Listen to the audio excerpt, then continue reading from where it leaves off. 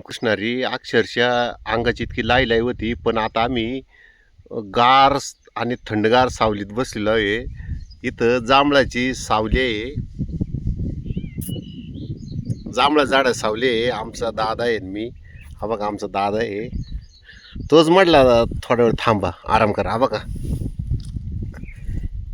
हे जांभळाचं झाड आहे बघा. जांभळे भरपूर आलेले आहेत, पण आता काय जांभळ जर असं खाली पडलं तर ते खराब होतं. ते असं म्हणजे काहीतरी साडीच्या याच्यामध्ये झेलाय पाहिजे. आणि डायबिटीज झालेल्या रुग्णांना चांगलं आहे. आणि झाडावर चढता येत नाही, कारण झाड हे डेसूर असतं. आणि मित्रांनो तुम्हाला सांगतो, पाठीमाग तो वाघ, आपण वाघाचा व्हिडिओ दाखवला होता ते पहा, ते सीताफळी झाड आहे, तिथं वाघ बसला होता रात्रीचा. ते आमच्या दादाच्या मुलांनी पाहिला, तो व्हिडिओ आपण दाखवला.